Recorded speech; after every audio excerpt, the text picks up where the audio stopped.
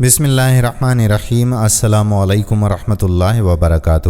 ناظرین گرامی، جب کفار و مشرکین کو نبی کریم صلی اللہ علیہ وآلہ وسلم نے دعوت اسلام دی تو وہ آپ کے قتل کے در پہ ہو گئے۔ آپ صلی اللہ علیہ وآلہ وسلم نے بحکم خداوندی مکہ مکرمہ سے یثرب، جو بعد میں مدینہ منورہ بنا اور ہمیشہ کے لیے بن گیا، اس کی طرف روانہ ہوئے۔ قافلہ اہل حق کٹھن راستے کو طے کرتے ہوئے مدینہ کی سمت بڑھتا جا رہا تھا۔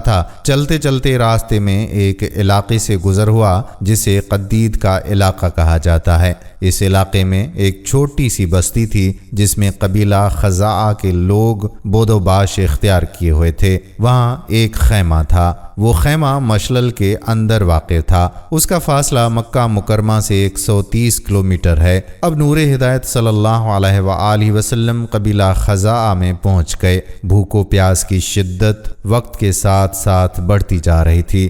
ہادی عالم صلی اللہ تعالی علیہ وآلہ وسلم خزاعہ کی ایک خاتون کے خیمہ نما مکان کے پاس جا کر رکے تاکہ اس سے کچھ کھجور اور گوشت خرید سکیں۔ یہ خیمہ ایک خوش قسمت خاتون ام معبد خزائیہ کا تھا۔ ام معبد اس وقت اپنے خیمے میں موجود تھیں۔ خزاعہ کی ایک باوقار اور باعفت نمایاں اور توانا خاتون تھیں۔ قبیلہ خزاعہ کی طرف منسوب کر کے آپ کو خزائیہ کہا جاتا ہے۔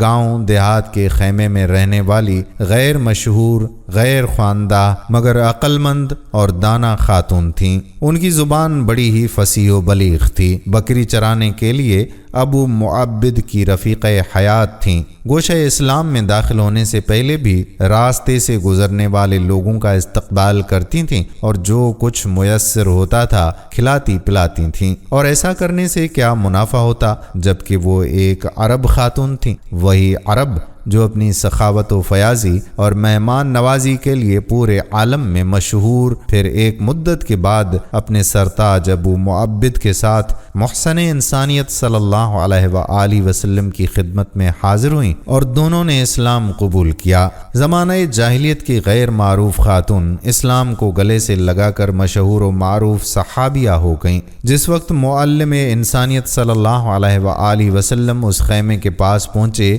اس وقت ام معبد کا شوہر بکریاں چرانے گیا ہوا تھا اور آپ تنہا گھر میں تشریف فرما تھیں۔ ام معبد کے حالات سازگار نہیں تھے اور خستہ حالی عیاں تھی۔ صاحب کوثر صلی اللہ علیہ وآلہ وسلم نے سوال کیا، کیا تمہارے پاس کچھ کھانے پینے کو ہے؟ ام معبد کا جواب مایوس کن تھا کیونکہ گھر میں ایک بکری کے سوا کچھ بھی نہیں تھا۔ وہ بکری بھی ایسی کمزور اور لاغر تھی کہ ام معبد کا شوہر اسے ریوڑ میں نہ لے جانے میں ہی عافیت محسوس کی۔ ام معبد جواب دیتی ہے کہ اسے کمزوری نے ریوڑ سے پیچھے چھوڑ رکھا ہے۔ نبی رحمت صلی اللہ تعالی علیہ وآلہ وسلم نے پوچھا، کیا اس میں کچھ دودھ ہے؟ مہمان نواز خاتون پھر بڑی سنجیدگی سے یوں جواب دیتی ہیں کہ وہ اس سے کہیں زیادہ کمزور ہے۔ رسول انس و جن صلی اللہ علیہ وآلہ وسلم گویا ہوتے ہیں، اجازت ہے کہ اسے دوہ لوں؟ اس خاتون کو کیا معلوم کہ امام الانبیاء و رسول صلی اللہ علیہ وآلہ وسلم اس کے خیمے میں تشریف فرما ہیں، کوئی بھی معجزہ رونما ہو سکتا ہے۔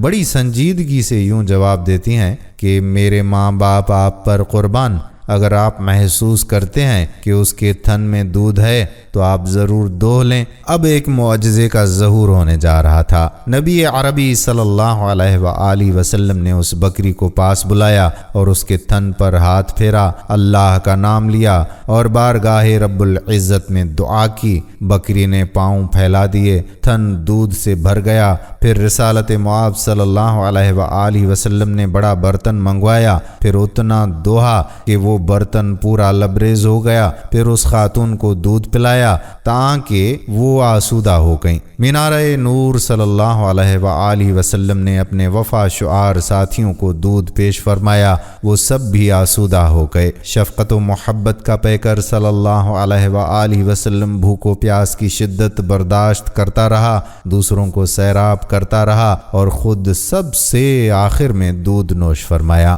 پھر دوسری دفعہ اتنا دودھ دوہا کہ برتن پھر بھر گیا۔ اس دودھ سے بھرے برتن کو ام معبد کے پاس چھوڑ کر وہاں سے کوچ کر گئے۔ بس تھوڑی ہی دیر بعد ام معبد کا شوہر ابو معبد اپنی کمزور بکریوں کو جو دبلے پن کی وجہ سے مریل چال چل رہی تھیں ہانکتے ہوئے قدم رنجا ہوئے۔ اب گھر میں بھرا کوزہ یعنی دودھ دیکھا، حیران و ششدر ہو کر اپنی بیوی سے گویا ہوا، اے ام معبد، کہاں سے تجھے یہ دودھ ہاتھ لگ گیا؟ جبکہ دودھ دینے والی بکریاں دور دراز تھیں، دودھ دینے والی بکری تو گھر میں نہیں تھی۔ ام معبد جواب دیتی ہیں، بات تو درست ہے، مگر بخدا ہمارے یہاں سے ایک مبارک شخص کا گزر ہوا ہے جس کی حالت ایسی تھی۔ اس نے ام معبد سے کہا کہ اے ام معبد، مجھے اس شخص کے اوصاف تو بتاؤ۔ پھر ام معبد گویا ہوتی ہیں، جو بھی الفاظ اس وقت ام معبد کے زبان سے ادا ہوتے ہیں وہ تاریخ میں ریکارڈ ہوتے جاتے ہیں تاکہ آج تک کتابوں میں موجود ہیں، ہم بھی پڑھتے ہیں، آپ بھی پڑھتے ہیں اور آپ اس وقت سن بھی رہے ہیں، اور جن کو توفیق خداوندی ملے گی رہتی دنیا تک شیئر کرتے رہیں گے۔ ام معبد رضی اللہ تعالی عنہا نے سب سے حسین و جمیل، جسیم و قوی، اعلیٰ اخلاق اور عمدہ کردار اور قابل تقلید اوصاف اور کمالات کے حامل شخصیت کا نقشہ کیسے کھینچا ہے۔ ترجمہ ملاحظہ کیجیے۔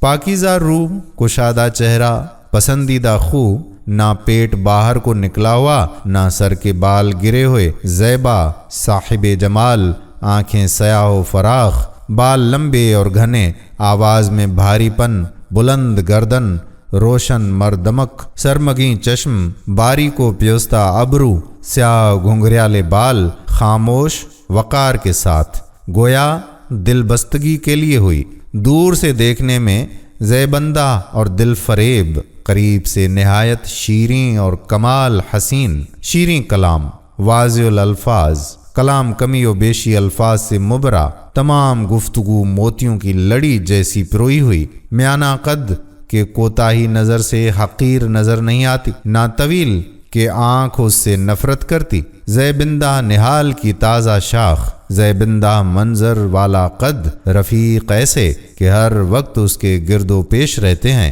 جب وہ کچھ کہتا ہے تو چپ چاپ سنتے ہیں، جب حکم دیتا ہے تو تعمیل کے لیے جھپٹتے ہیں، مخدوم متا، نہ کوتاہ سخن، نہ فضول گو۔ ام معبد کا بیان تو پرکشش تصویر ہے، ہر صفت ہے استعارہ ہے، پھیلتی تنویر ہے۔ سبحان اللہ۔ دوستو، اس معجزے والی ویڈیو آپ بھی شیئر ضرور کر دیں تاکہ دوسرے لوگوں کا بھی ایمان تازہ ہو سکے۔ آنے والی ویڈیو تک اپنے میزبان قادر بخش کلہوڑو کو اجازت دیجیے۔ اللہ حافظ۔